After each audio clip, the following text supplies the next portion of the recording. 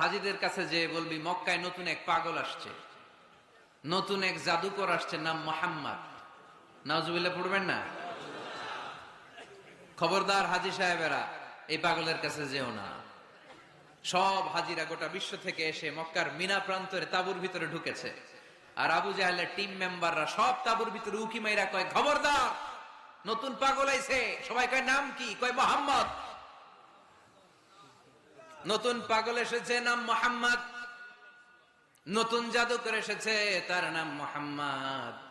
খবরদার তার কাছে যেও না, তার কথা শোনো না, শুনলে তোমরাও পাগল হয়ে যাবা, তোমরাও পাগল হয়ে যাবা। সে এত বড় জাদুকর, মুহাম্মদ সাল্লাল্লাহু আলাইহি ওয়াসাল্লাম এত বড় জাদুকর। তার জাদু দেখলে, তার কথা শুনলে হাজবেন্ড ওয়াইফের মধ্যে সম্পর্ক বিচ্ছিন্ন হয়ে যায়।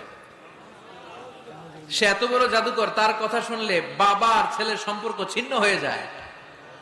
সে এত বড় জাদুকর, তার কথা শুনলে বন্ধু বন্ধু আলাদা হয়ে যায়। খবরদার হাজী সাহেবরা, তোমরা হজ করতে এসেছো করো, জমজমের পানি খাও আর খেজুর নিয়ে যাবা বাড়িতে, কিন্তু মুহাম্মদ সাল্লাল্লাহু আলাইহি ওয়াসাল্লামের কাছে যাওয়া যাবে না। আচ্ছা, আপনারা বুঝে শুনে উত্তর দেন। এই যে লক্ষ লক্ষ হাজি মিনার তাবুতে বসা, আর আবু জাহেলের লোকরা যে বললো নতুন জাদুকরের নাম মোহাম্মদ, তার কাছে যেও না, এই লক্ষ লক্ষ হাজিরা এর আগে জীবনেও মুহাম্মদ সাল্লাল্লাহু আলাইহি ওয়াসাল্লামের নাম শুনছে? তার মানে মুহাম্মদ সাল্লাল্লাহু আলাইহি ওয়াসাল্লামের নাম তাদের কানে পৌঁছে দেওয়ার দায়িত্ব আবু জাহেল নিজেই নিয়ে নিয়েছে। চিল্লায় এখন ঠিক কিনা? অপপ্রচার প্রচার হয়ে গিয়েছে। আর সবাই মনে মনে ভাবে, কয় কি এত বড় জাদুকর, হজ করি আর না করি এর না দেখে যাওয়া যাবে না।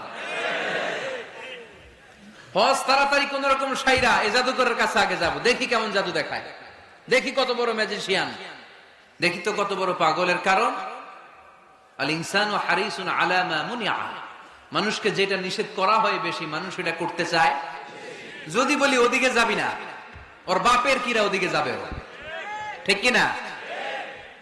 এটা আমাদের স্বভাব, আমাদের খাসলা, আমাদের বৈশিষ্ট্য। যেটা আমাদেরকে নিষেধ করা হয় বেশি, ওটা করতে মন চায়।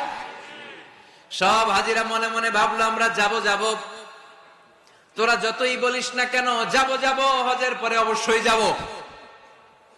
দেখা গেল হজের পরে বিশ্বনবী মুহাম্মদুর রাসূলুল্লাহ সাল্লাল্লাহু আলাইহি ওয়াসাল্লামের বাড়ির সামনে বিশাল বড় গ্যাদারিং শুরু হয়েছে। সবাই লাইন ধরে দেখা করতে গেছে। দেখা করতে যে বিশ্বনবীর চেহারা দেখে প্রথম নজরেই সব পাগল। চাঁদের চেয়ে সুন্দর তুমি নবী আমার কামলিওয়ালা, চাঁদের চেয়ে সুন্দর তুমি নবী আমার কামলিওয়ালা, দুজা তুমি প্যারা নবী সাল্লে আলা, দু জাহানের বাদশাহ তুমি প্যারা নবী সাল্লে আলা, চাঁদের চেয়ে সুন্দর তুমি নবী আমার কামলিওয়ালা। সুবহানাল্লাহ পড়েন। গোটা বিশ্বের খ্রিস্টানরা বিশ্বনবীকে নিয়ে এখন মাতোয়ারা। মাইকেল এইচ হার্ট, খ্রিস্টান, একটা বই লিখে গোটা বিশ্ব কাঁপিয়েছেন, দি 100 ranking of the most influential people and person in the world. পৃথিবী কাঁপানো 100 জন মনীষীর জীবনী নিয়ে একটা বই তিনি করেছেন। এই 100 জন মনীষীর জীবনীর মধ্যে যাকে নাম্বার 1 তিনি করেছেন, তিনি হচ্ছেন আমার নবী, আপনার নবী, পেয়ারা নবী, বিশ্বনবী মুহাম্মদুর রাসূলুল্লাহ সাল্লাল্লাহু আলাইহি ওয়াসাল্লামের। মাইকেল এইচ হার্ট কি মুসলমান? সে একজন খ্রিস্টান। তার মানে ওয়া রাফা'না লাকা যিকরাক, বিশ্বনবীর সম্মান শুধু আমাদের মুখ দিয়ে প্রচারিত হয় না, ইহুদি, খ্রিস্টান, বৌদ্ধদের মাধ্যমেও বিশ্বনবীর সম্মানকে বাড়িয়ে দিচ্ছে কে? I have studied him, the wonderful man, in my opinion far from being antichrist, and he must be called the savior of humanity. খ্রিস্টানরা বলছে, আমরা এই মুহাম্মাদের জীবনী গবেষণা করে পড়েছি, তাকে খ্রিস্টান বিরোধী বলা তো দূরের কথা, তাকে মানবতার ত্রাণকর্তা বলতে হবে। তিনি গোটা বিশ্বের জন্য সুপারম্যান হয়ে পৃথিবীতে এসেছে। As a father, as a teacher, as a lawgiver, as a lawmaker, Muhammad is the superman of the world. স্বামী হিসেবে, পিতা হিসেবে, নেতা হিসেবে, নবী হিসেবে মুহাম্মদ সাল্লাল্লাহু আলাইহি ওয়াসাল্লাম সাধারণ কোনো মানুষ নয়, তিনি গোটা বিশ্বের জন্য সুপারম্যান হয়ে পৃথিবীতে আগমন করেছে।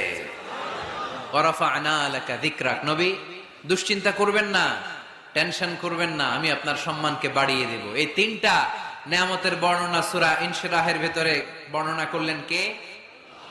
এরপরে রব্বুল আলামিন বিশ্বনবীকে নেয়ামতের বর্ণনার ঘটনা শুনিয়ে বিশ্বনবীকে সান্ত্বনা বাণী শোনাচ্ছেন আর পড়ছেন